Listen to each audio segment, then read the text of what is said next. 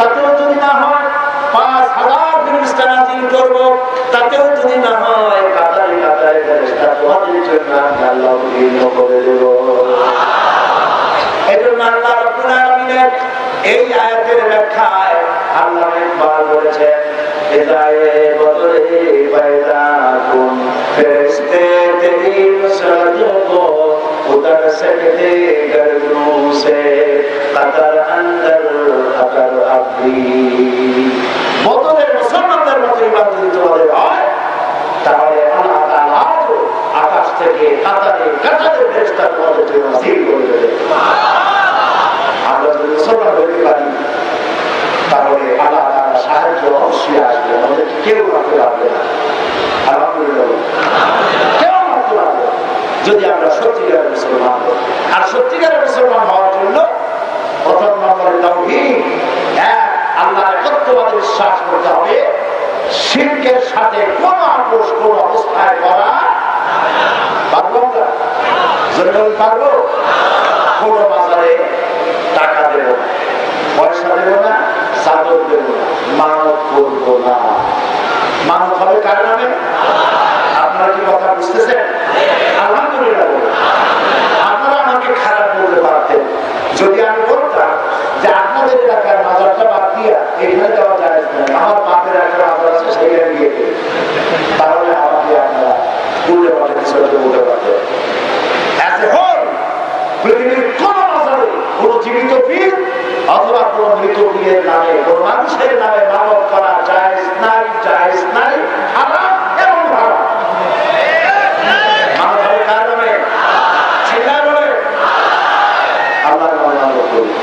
আপনাদের এই বিশ্বাস থাকা উচিত, আপনারা যে মাজারে টাকা দেন, পয়সা দেন, এই টাকা পয়সাগুলি মাজারে সারি দিলে অলিউল্লাহ যদি মহব্বত করা খুব ভালো, আমরা অলিউল্লাহ থেকে ভালোবাসি। আলহামদুলিল্লাহ। উনি যদি বেঁচে থাকতেন তাহলে উনি আমার টাকা দিয়ে এই বাজারের কমলা, আঙ্গুর, বেদানা খাইতে পারতেন, ঠিক না? বলতে পারছেন না? ওনার বউ, বাচ্চা, ছেলে মেয়ে কেউ যদি থাকতো তাও আমার টাকা দিয়ে তিনি খাইতেন, তার আওলাদের খাইতে পারতো, তাও তো আছে? বলেন আছে? তাহলে আপনার টাকা দিয়ে কি হয় তার কথা চিন্তা করা উচিত। আপনার টাকা দিয়ে আর ওই বলছে একজন গাছ, এই গাঁজা খায়। শুধু গাঁজা না, এই বাজারের মতো থাকে, এই টাকা দিয়ে তারা ব্যবসা করে না, বড় ব্যবসা লাখ টাকা দিয়ে বন্ধু টাকা মালিক করে না। কিন্তু উচিত ছিল কি? আপনি বলেন টাকা দরকার কার? বড় মানুষের না জীবিত মানুষের? সেটা বলে জীবিত মানুষের টাকা দরকার। এই রাস্তায় কত মানুষ দেখেন না, কত মানুষ চায় বাবা একটা টাকা, আল্লাহ রাস্তায় খাওয়া যায়, একটা টাকা চায়, একটা টাকা বাইর হল না আপনার পকেট দিয়ে, কিন্তু বাজারে গেলে 500 টাকার কম করে হয়েছে। তাহলে আপনি মৃত মানুষকে সেখানে টাকা দিলেন গাঁজা ঠকবে, আর আপনার টাকা দিয়ে বঞ্চিত করলেন জীবিত মানুষকে, ক্ষুধার্ত মানুষের প্রতি মানবতা আপনার সম্মান করেছেন। সেই জন্য গরিবদেরকে, জীবিত মানুষকে সাহায্য করুন। এটিম কোরআন শরীফে আল্লাহ সব বলেছেন, এটিমকে দেন, গরিবকে দেন, ফকিরকে দেন, মিসকিনকে দেন, বিধবাকে দেন, অনাথকে দেন। এইখানে এমন মানুষ বহুত আছে, আপনাদের বাড়ি ঢাকা শহরে 4 তলা, 5 তলা, 10 তলা বিল্ডিং আছে ঠিকই, কিন্তু আপনার এমন ভাগ্নে আছে, এমন ভাগ্য আছে, পরীক্ষার ফি দিতে না পেরে একটা বছর শেষ হয়ে গেল। এমন বড় মাত্র মহিলা অনেক আছে, ইজ্জত থাকার মতো একটা ভালো শাড়ি নেয়, বর্ষার দিনে চাল দিয়ে পানি করে, অসুখ হয়েছে ডাক্তার দেখাবার পয়সা নাই, আছে না? মাথার দিকে টাকা দিচ্ছে। আমি আপনাদের কাছে ওয়াদা আছে, জীবনে আর কোনদিন কোন জীবিত পীর অথবা কোন মৃত পীরের নামে মানত করবেন না, টাকা পয়সা দিবেন না, চাদর না, আগরবাতি না, মোমবাতি না, একটি পয়সাও না।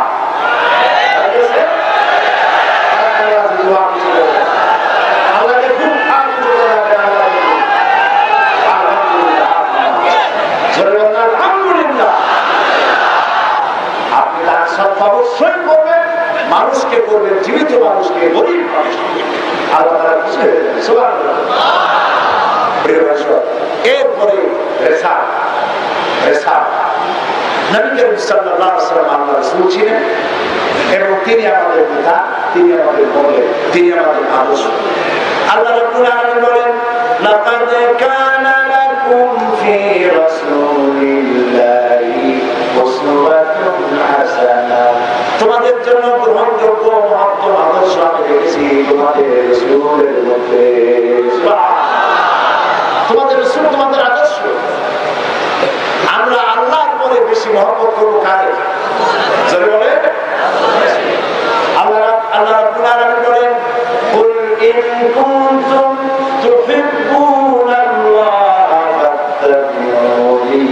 يحببكم الله ويغفر لكم ذنوبكم والله غفور رحيم আপনি বলেন ইন কুনতুম তুহিব্বুনা আল্লাহ, তোমরা যদি আল্লাহকে ভালোবাসো তাহলে আমার অনুসরণ করো। কার অনুসরণ?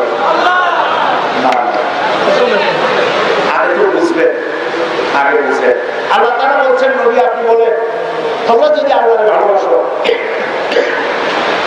তাহলে আমার অনুসরণ করো। বলেন কার?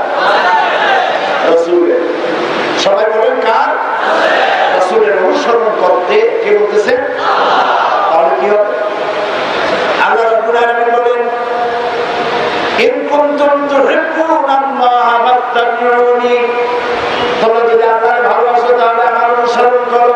আর আমার অনুসরণ যারা করবে আল্লাহ রাব্বুল আলামিন তাদেরকে ভালোবাসবেন। শুধু ভালোবাসবেন না, তাদের জিন্দেগির সকল গুনাহ আল্লাহ মাফ করে দিবেন। জীবনের সব গুনাহ আল্লাহ মাফ করবে। সুবহানাল্লাহ বলে। আমি যদি কারণে বাঁধি তাহলে আমার বিশ্বাস কেমনে বাঁধছে আমি তা দেখতে চাই না। আমাদের দেখতে হবে রাসূল কেমনে বাঁধছে। সুবহানাল্লাহ। আমি যদি দাড়ি রাখি সেই দাড়ি রাখবো কার মতো? রাসূলের মতো। জামা পরবো কার মতো? মোজ কাটবো কার মতো? নখ কাটবো কার মতো?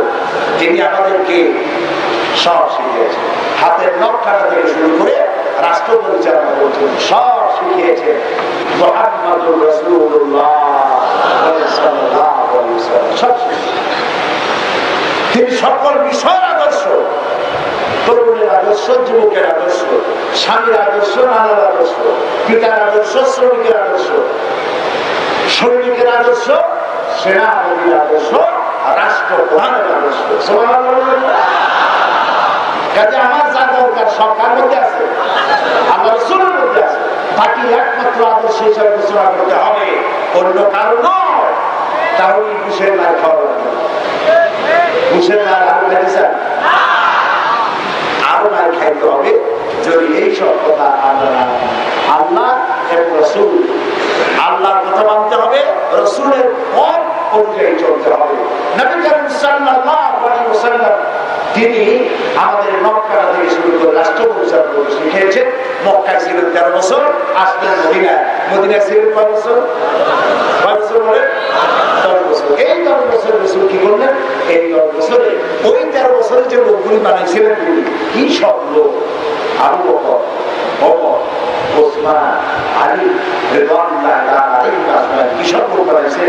রাসূলুল্লাহ বলেছেন পৃথিবীর সব মুমিনের ঈমান যদি এক পাল্লায় রাখা হয় আর একা আবু বকরের ঈমান যদি আরেক পাল্লায় রাখা হয়, হযরত আবু বকরের ঈমানের পাল্লাটা ভারী হয়ে যাবে।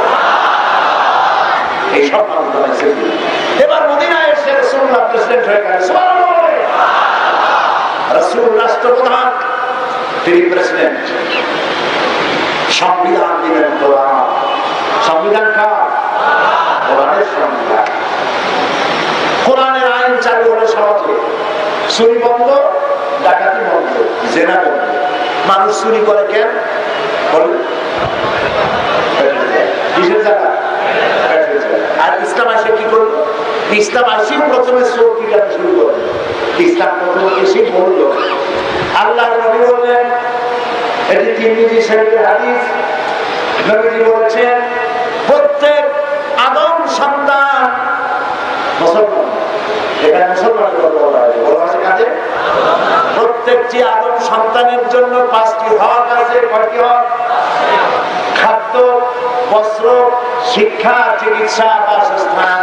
এই 5টি অধিকার ইসলামী সরকার সমস্ত মানুষকে সংরক্ষণ করবে। সব মানুষকে এই 5টি অধিকার, ফান্ডামেন্টাল রাইটস, এই অধিকার তাদেরকে দেবে। রাসূলুল্লাহ ক্ষমতায় কোরআনের আইন চালু হয়েছে। সর্বপ্রথম খাবারের ব্যবস্থা করা হয়েছে। খাবারের অভাব নাই, বাড়ি বাড়ি খাবার পৌঁছে গেছে। সুবহানাল্লাহ। সবার বাড়ি খাবার আছে, রাসূলুল্লাহর ঘরে খাবার আছে। হযরত আয়েশা রাদিয়াল্লাহু তাআলা আনহা বলেন, নবীর স্ত্রীদের ঘরে মাসের পর মাস চলে গেছে, চুলায় আগুন জ্বলে না। কিন্তু কোন মানুষ না খায়, প্রত্যেকের বাড়িতে খাবার চলে গেছে, খাবার চলে গেছে। বেকার ভাতা দেওয়া হচ্ছে, বয়স্কদের ভাতা দেওয়া হচ্ছে। আর যে ইংল্যান্ডকে বলা হয় সোশ্যাল ওয়েলফেয়ার স্টেট, এটা হলো ওয়েলফেয়ার স্টেট, কল্যাণ রাষ্ট্র। এই যে কল্যাণ রাষ্ট্রের কনসেপশন কোত্থেকে, তারা কোত্থেকে বেরোবে, এই কনসেপ্ট কোত্থেকে এসেছে? কল্যাণ রাষ্ট্রের কনসেপ্ট এসেছে হাদিস শরীফ থেকে।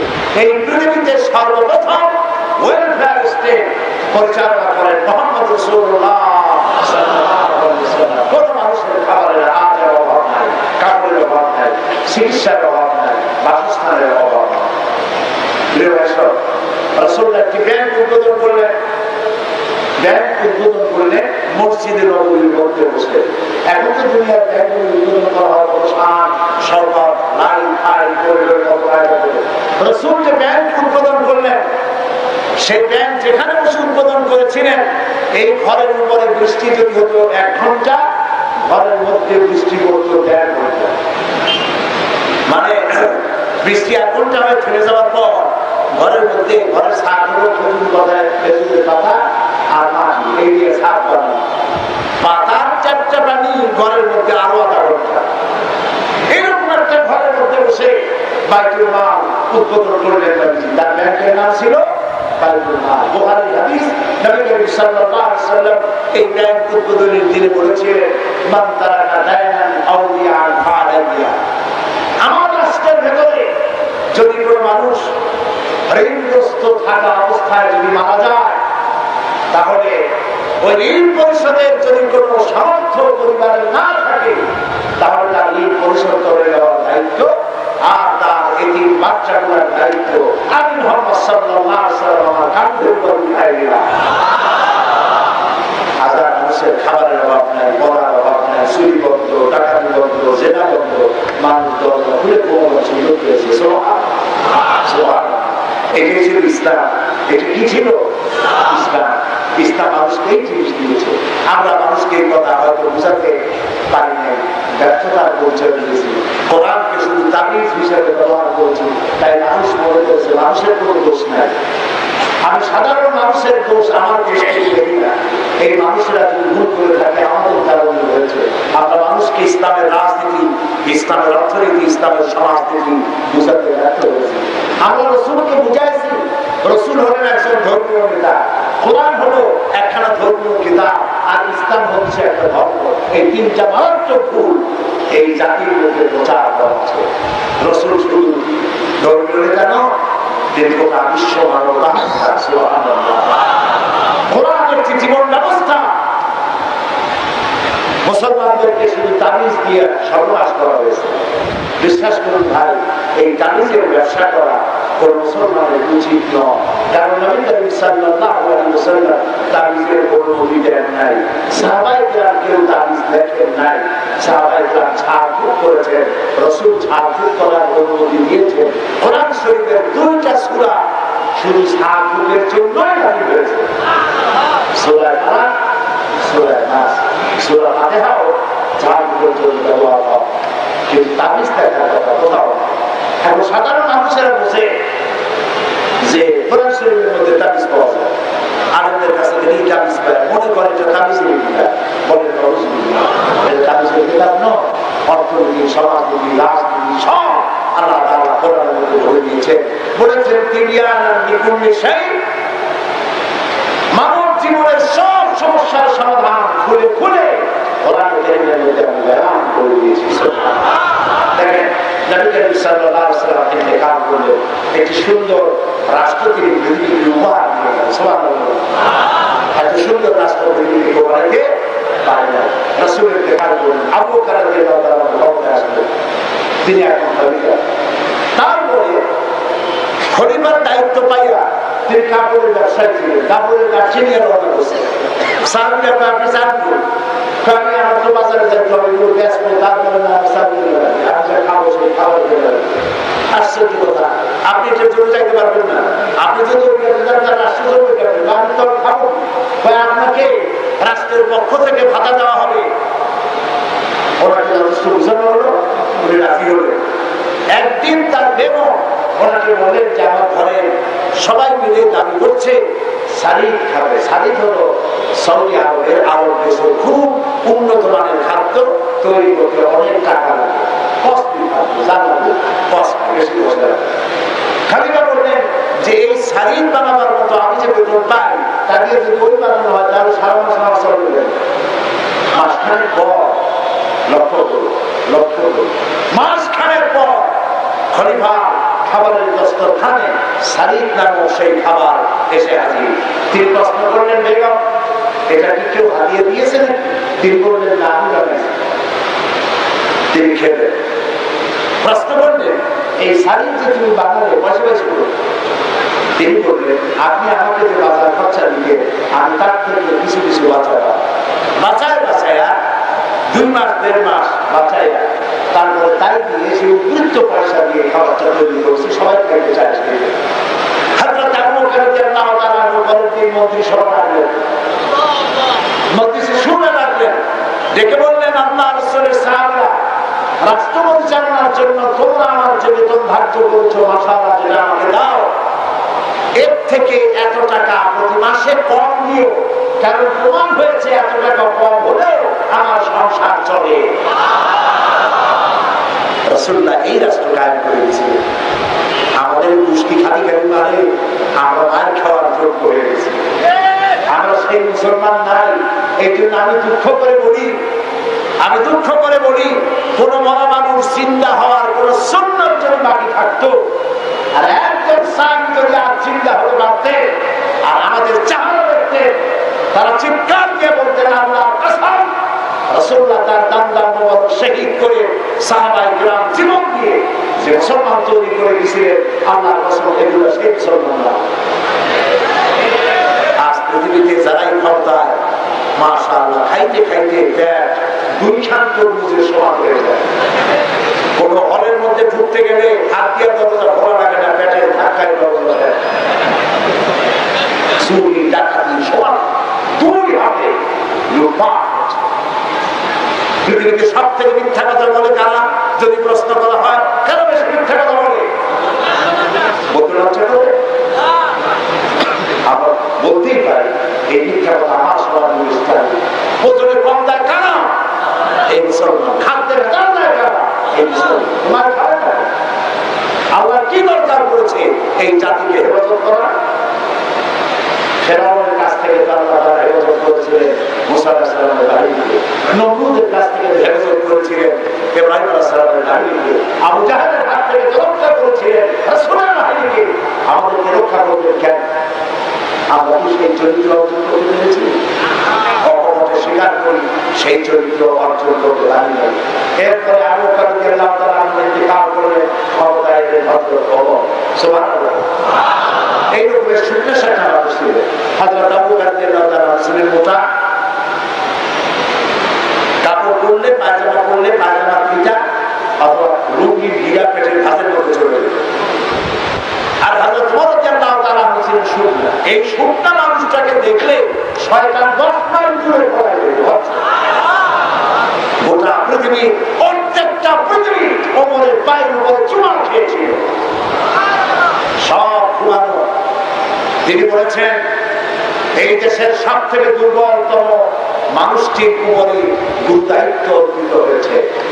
আর যদি বরাতের দূরে একটি কুকুর ছানা না খেয়ে মারা যায়, কিয়ামতে আমাকে আল্লাহর দরবারে আসামি হতে হবে। এই ঐতিহাসিক বক্তব্য ছিল হযরত ওমর রাদিয়াল্লাহু তাআলা। ভাই সব লোক ভাষ্য ঘটনা, রাতের বেলায় হাঁটতেছেন, কার কি অভাব আছে, সব ঘুমানো। হযরত ওমর ঘুমানো, হাঁটতেছেন, দেখেন আর ঘরের মধ্যে একটা লোক ঢোকে আর বাইরে হয়। তিনি তার কাছে গেলেন, জিজ্ঞেস করলেন, ভাই তুমি এই ঘরের মধ্যে ঢোকো আর বাইরে কেন, তুমি কি? আমি তো এই বাড়ির মালিক, এরকম যাওয়ার আসলে আমি বহু লোকটি বলছে, পথিক আমি তো আপনারা চিনি না, আমি খুব বিপদে আছি। কি বিপদ? আমার বউ এক্ষুনি ডেলিভারি হবে, আসন্ন প্রসব, এখনই ডেলিভারি হবে। আমার ঘরে কোনো মেয়ে লোক নাই, পুরুষ নাই, আমি ছাড়া। আমি আমার স্ত্রী নেই, মরণাপন্ন সময় আমি তার কোনো উপকারে আসতে পারছি না।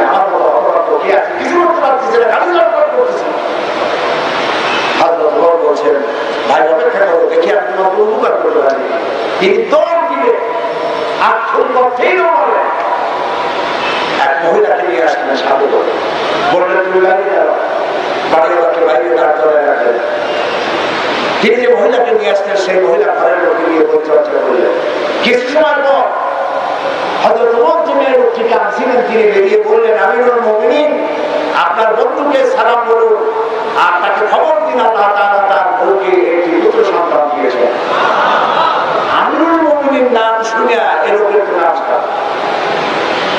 লোকটি বলছে, আমিরুল মুমিনিন আমি তো বুঝি নাই, আমি আপনাকে কষ্ট দিচ্ছি, আপনি আমার জন্য বলে আছেন, আল্লাহর রাস্তায় আপনি আমাকে ক্ষমা করে দেন। হযরত ওমর বলছেন, ভাই উল্টা ক্ষমা চাইও না, তোমার এই কষ্ট তুমি বলার আগে আমি তো রাষ্ট্র প্রধান, আমার দরকার ছিল খবর জেনে পূর্বাহ্নে সেদিকা পাঠিয়ে দেওয়া, তা যে করতে পারি নাই সেই জন্য দয়া করে তুমি আমাদের আসামি বানাবে। বাড়িওয়ালা ঘরে গিয়ে কিছু পয়সা নিয়ে বললেন, আমিরুল মুমিনিন আপনি যদি রুটি নিয়ে আসছেন এই কিছু পারিশ্রমিক কিছু টাকা তাকে আপনি দিয়ে দিন। হযরত ওমর বললেন, এই টাকা সে নেবে না, আমি এত রাত্রে কোথায় পাবো সেদিকা, কোথায় পাবো না? যে ব্যক্তি তোমার বউ খেদমত করেছে সেগুলো সেদিকা নাশ নয়, সে আমার বউ, আমার স্ত্রী। সুবহানাল্লাহ, সুবহানাল্লাহ। পৃথিবীতে ইসলাম তরবারি দিয়ে আসে নাই। যারা বোমা ফুটাইয়া তরবারি দিয়ে মারামারি করে যারা ইসলাম প্রতিষ্ঠা করতে চায় তাদের সাথে মৌলিক ভাবে আমাদের পার্থক্য রয়েছে। মারামারি করে যুদ্ধ করে ইসলাম প্রতিষ্ঠিত হয় নাই। তবে হ্যাঁ, রাসূলুল্লাহ যুদ্ধ করেছিলেন কেন? এই সবগুলো যুদ্ধ ছিল ডিফেন্সিভ। আক্রান্ত হয়েছে, আক্রমণের জবাব দিয়েছেন, ইসলাম প্রচার হয়েছে, ভালোবাসা, উদারতা, মুহাব্বত দিয়ে প্রতিষ্ঠিত হয়েছে। রাসূলুল্লাহ বলেছেন, দ্বীন হলো নসিহা, দ্বীন হলো ভালোবাসা, ইসলাম হলো করুণা গ্রহণ করা। এইটা আমাদের দেশে মাঝে মধ্যে প্রত্যেক বছর কি একটা ভ্যালেন্টাইন নাকি একটা ভ্যালেন্টাইন বিশ্ব ভালোবাসা দিবস। আর এখন আর দিবসের কোনো অভাব নাই।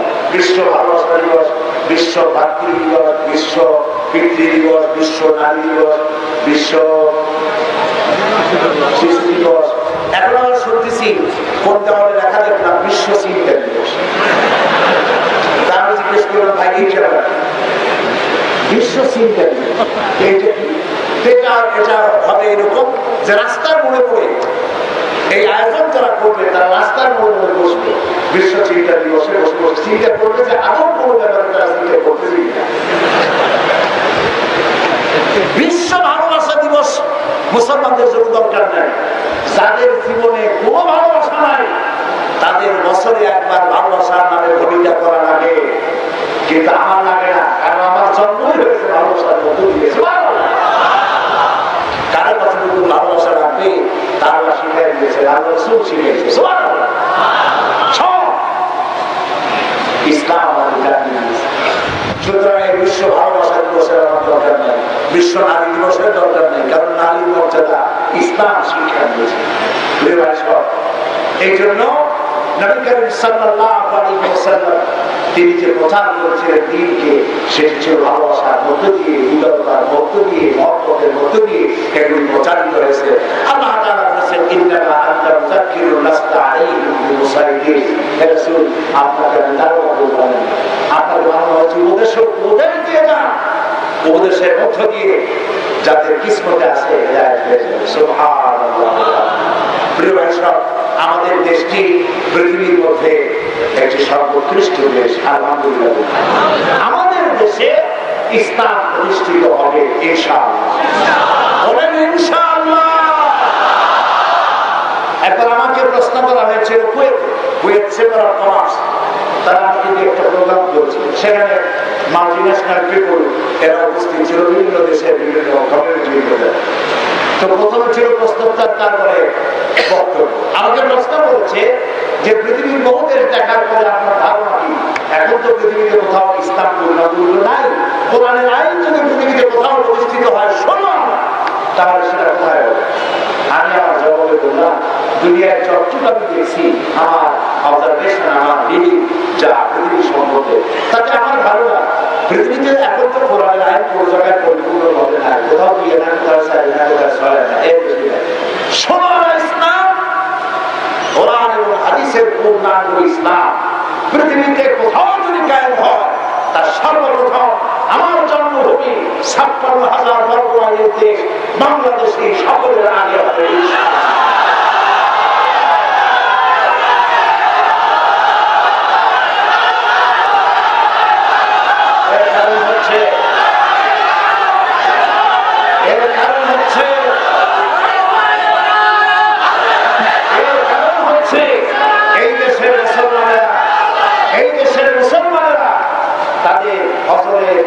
সকালবেলায় ঘুম ভাঙে ফজরের আযান শুনে, আর রাতে ঘুমাতে যায় এশার আযান শুনে নামাজ পড়ে। সুবহানাল্লাহ।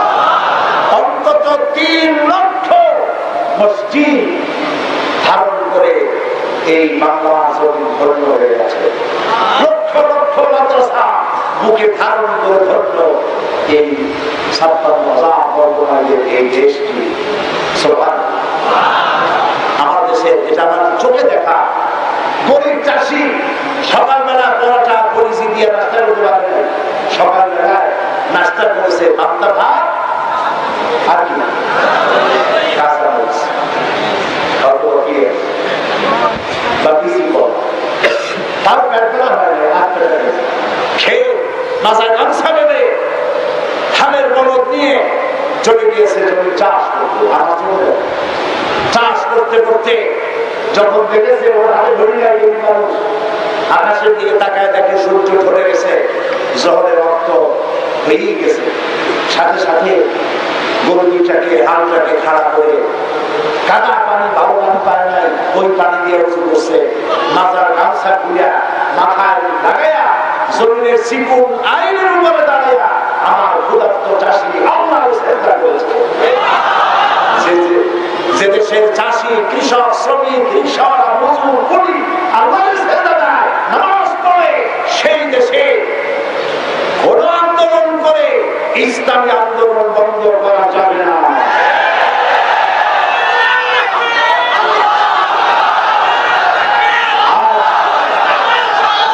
আজকে এই সরকারের উপরে খাবে কেন? জানুয়ারিতে ভাড়া, ফেব্রুয়ারিতে ভাড়া, মার্চে ভাড়া, ৩০শে এপ্রিল যদি না হইতে পারি তাহলে মানুষের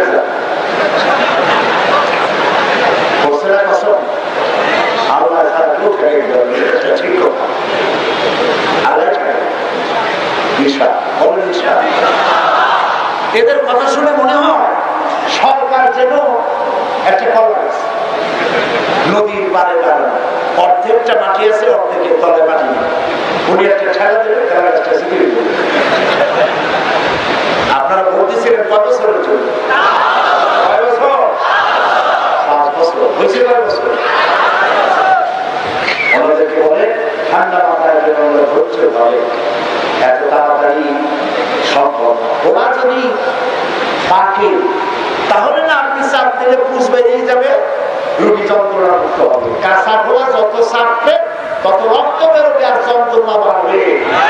ওরা এখনো পাকে নাই, আরো 2 বছর লাগবে। এত খেপছে কেন? গাছ ওলা, এই যে মাহফিল হয়, আগে মাহফিল গুলিতে বাধা দিত মন্ত্রী আর এমপিরা, আর এখন মাহফিল করেই মন্ত্রীরা। জোর সরকারের উপরে খেলা খেন, এই জন্য যে টুপিয়ার দাঁড়িয়ে দেখে গাড়ি আর কথা যায় না। আগে এই টুপিওয়ালা রাস্তায় দেখলে শাসন দাঁড়িয়ে রাস্তায় থাকতে পারত না। লোক একটা ধরছে, কবি মাদ্রাসা থেকে ধরে নিয়ে গেছে পুলিশে, আর সর্বনাশ, লাদেন পায়ে গেছি, অস্ত্র আছে কোথায়? পকেটে। কি অস্ত্র?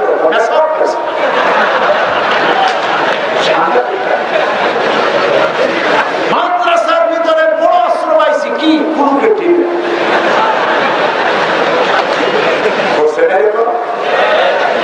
তোমাদের ভুলি নাই, তোমরা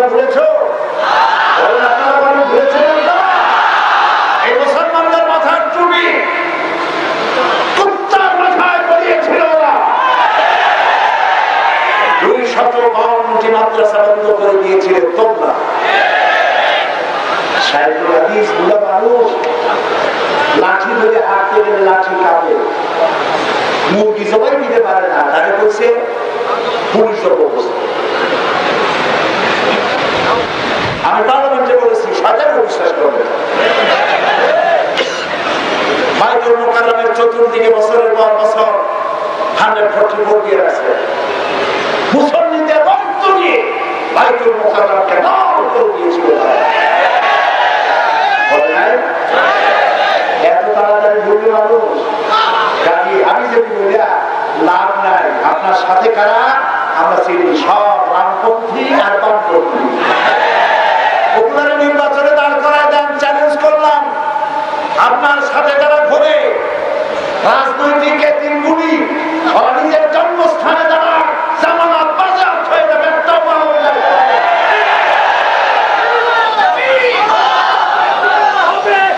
কাজী 30 এপ্রিল কিছু ওরা যে বেলুনটা খুলাবে, ওই বেলুনটা ছুস করে দিবে কিছু। ওদের জানা হয়েছে ইসলাম সহ্য করতে পারে না, আলেম সহ্য করতে পারে না। আলেমের নাম শুনলে পায়ে বর্তমান আসবে না। এই মাহফিলগুলি দেখলে পুলিশ চলতে থাকে, তাও ভাব করে তোমরা তোমাদের গুসায় মতে থাকো, কিছু করতে পারবো না। এই জমিনকে হেফাজতের মালিক আল্লাহ। আমরা আল্লাহকে বলবো, না পৃথিবীর এই দ্বিতীয় বৃহত্তম মুসলিম দেশকে ভারতের দমনদের সাথে তুলে আর তুলে দিয়ে বানাবো। এই দেশকে হেফাজত করার জন্য আমাদেরকে ঐক্যবদ্ধভাবে এগিয়ে আসতে হবে ময়দানে। সাহস হারা হয়ে হবে না।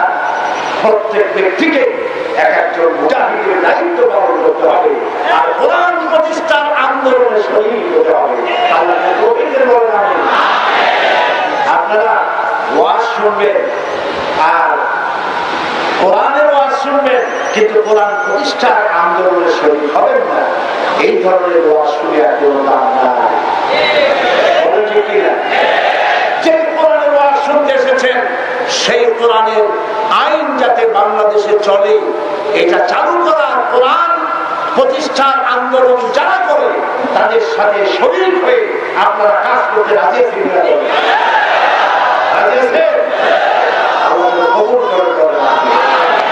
সবাই বলেন আমিন। আমি এখন আপনাদেরকে নিয়ে মোনাজাত করতে চাই আপনার কাছে, সেই জন্য দাঁড়ানোর অবস্থা। এই যে ডান দিকে বাম দিকে যত লোক আছে, মেহেরবানি করে একটু বসেন। আমি কিন্তু একবার বলিনি আপনাদের কাছে বসেন বসেন, দাঁড়াইলে যদি আরাম পান তাহলে আমি বসতে বলবো কেন? এখন বলতেছি দয়া করে বসে। শেখ আহমদ ইয়াসিন ইসলামী মিলাটাকে হত্যা করেছে, তার জন্য দোয়া করবেন না? দোয়া করবেন না?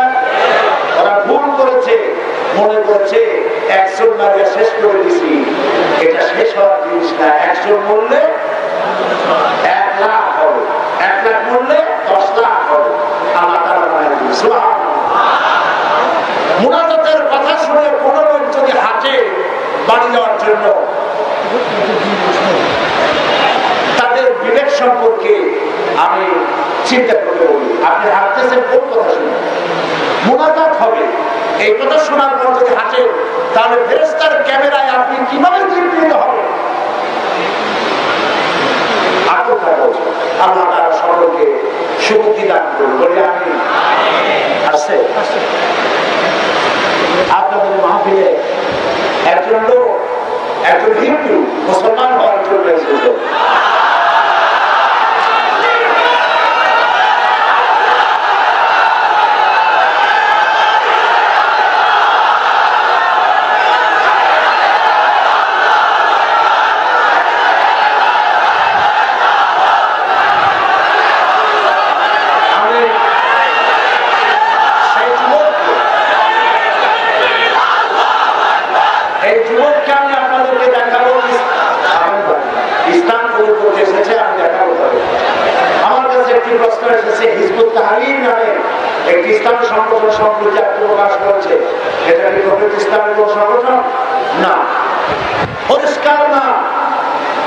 হিজবুত তাওহীদ, হিজবুত তাহরীর, জামাতুল মুজাহিদিন, হরকতুল জিহাদ, এইসব নামের সাথে আমরা পরিচিত নই।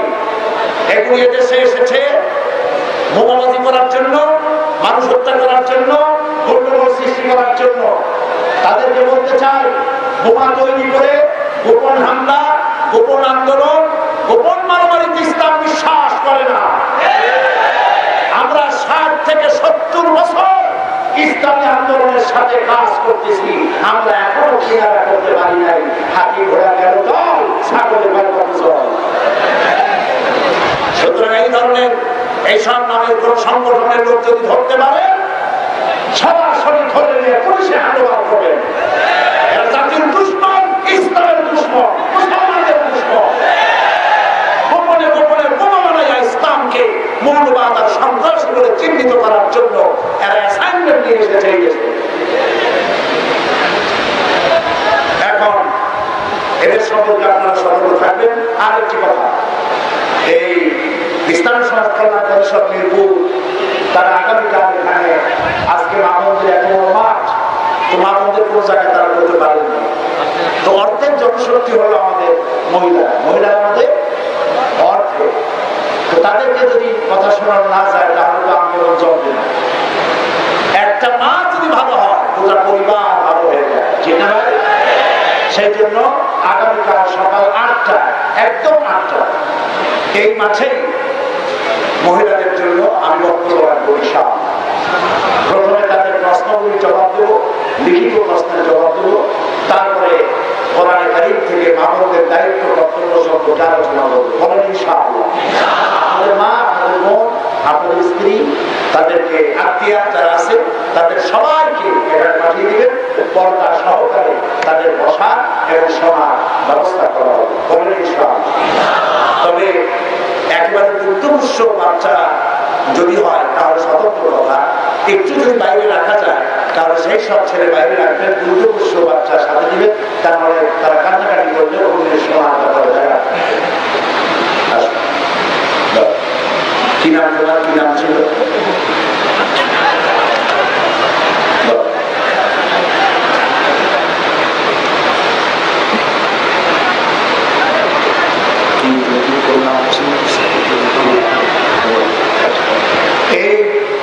এই ছেলেটি এফিডেভিট করে এসেছে, তার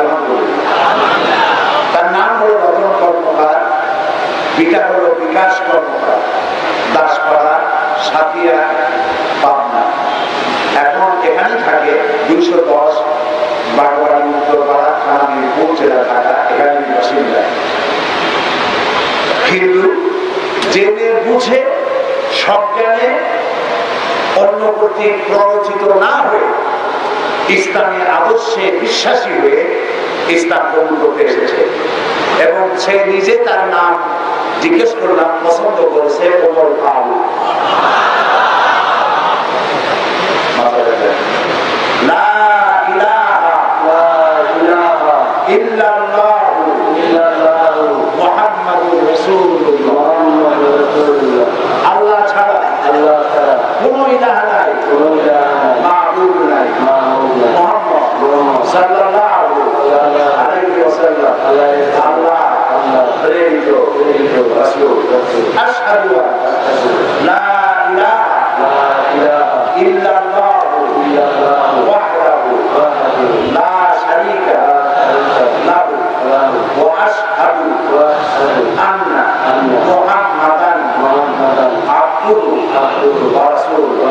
আমি সাক্ষ্য দিচ্ছি, আল্লাহ ছাড়া কোন ইলাহ নাই, মাবুদ নাই, উপাস্য নাই, তিনি এক, তিনি একক, তার কোনো অংশীদার নাই।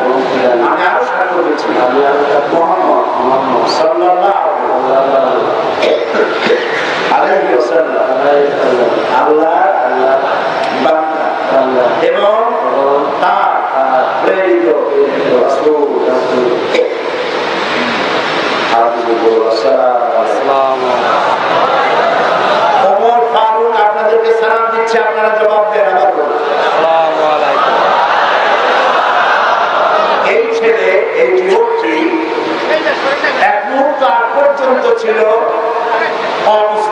মুশরিক, আর মাত্র এক মুহূর্ত পরে এখন সে আমাদের তৌহিদবাদী ভাই।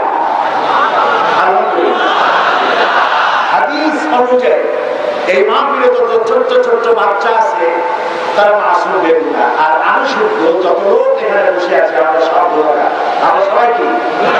রাসূলের হাদিস অনুযায়ী কালেমা অর্থ এবং ব্যাখ্যা সহকারে উচ্চারণ করে বিশ্বাস করার সাথে সাথে এই যুবকের পেছনে সব গুনাহ আল্লাহ তাআলা মাফ করে দিয়েছেন। আমাদের মধ্যে এই যুবক এখন সব থেকে বেগুনা, মাসুম, কোনো গুনাহ তারা করে নাই। আমি আল্লাহর এই বেগুনা বান্দার সাথে সকলের পক্ষ থেকে তাকে আলিঙ্গন করছি।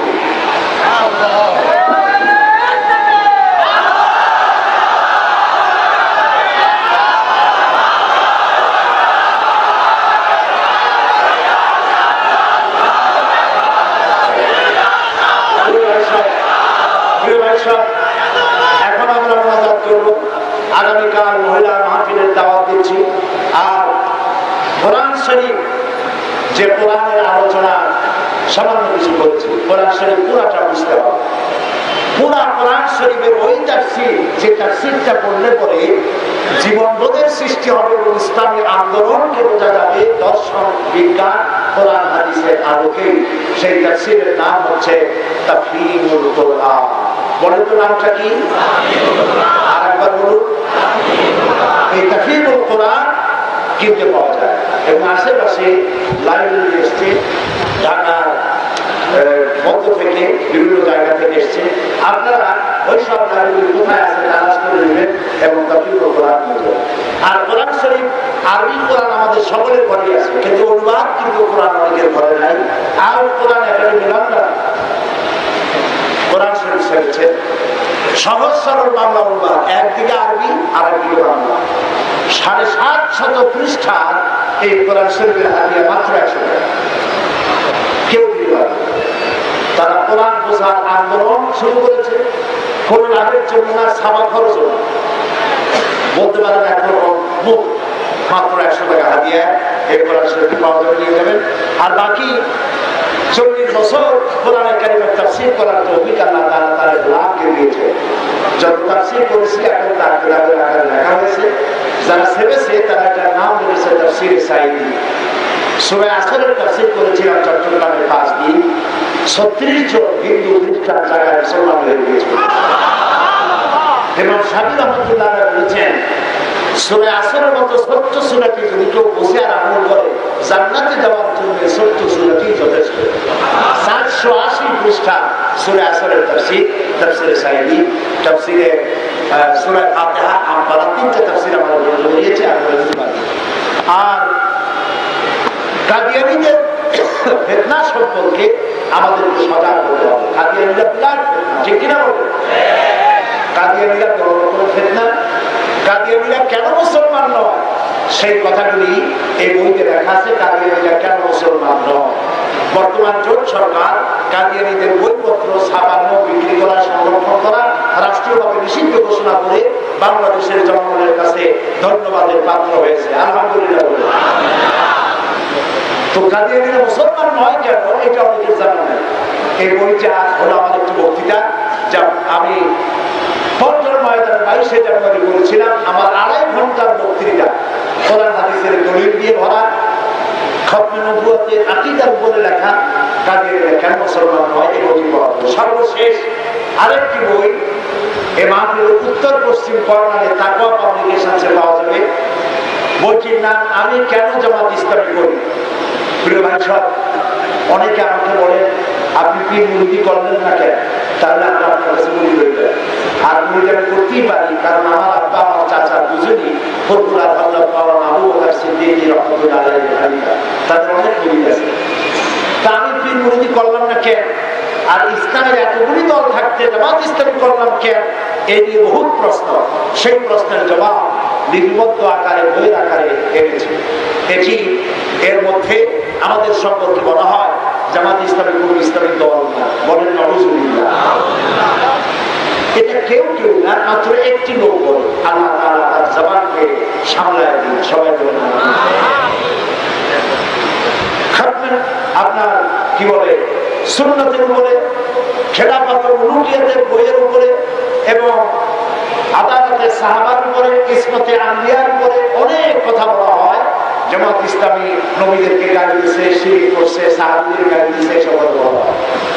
এই যে আমি 40 বছর কোরআনে কারীমের ব্যাখ্যা তাফসীর মানুষের সামনে পেশ করলাম, আমার ক্যাসেট গুলো আল্লাহ ছড়াই দিয়েছে সারাদিন। কোন ক্যাসেটে আছে যে নবীর গালি দিয়েছে, সাহাবীদের গালি দিয়েছে, সুন্নতের খেলাফ আমার পা থেকে মাথা পর্যন্ত দেখেন, সুন্নতের কোন খেলাফ আছে?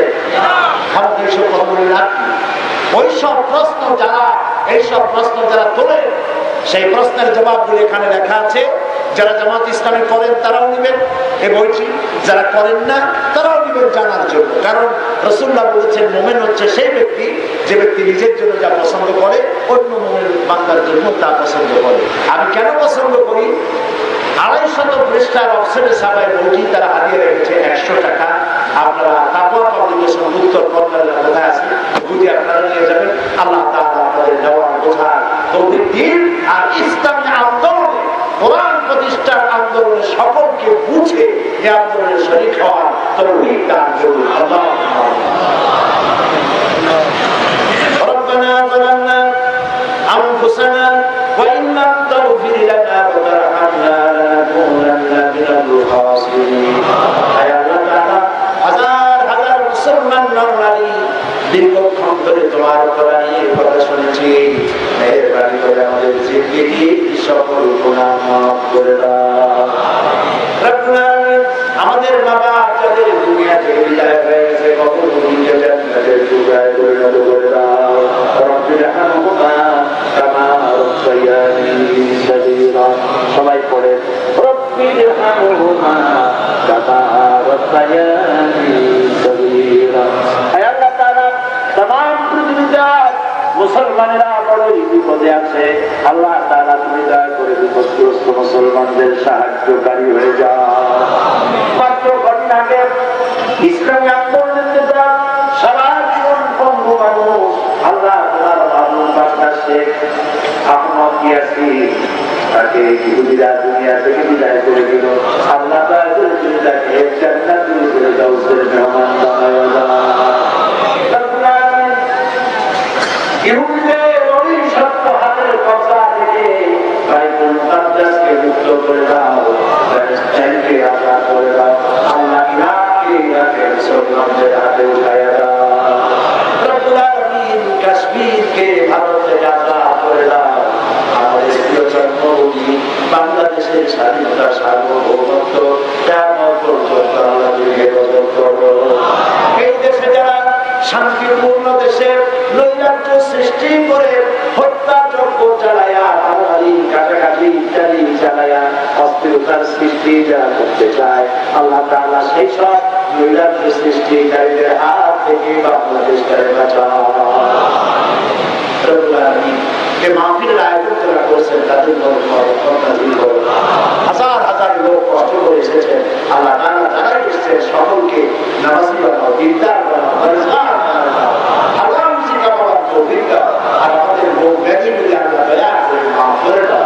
আল্লাহ যারা চাকরি করে তাদের চাকরিকে হালাল করে রুজি কামাবার তৌফিক দাও। যারা ব্যবসা করে ব্যবসায় তুমি বরকত দাও। আল্লাহ তাআলা রোগ ব্যাধি যাদের আছে তুমি দয়া করে মাফ করে দাও। কয়েক সেকেন্ড আগে আপনাদের জন্য ছেড়ে দিলাম, মাথা নিচে করে চোখ বন্ধ করে যার যার মনের কথা আল্লাহর কাছে নিজেই বলুন।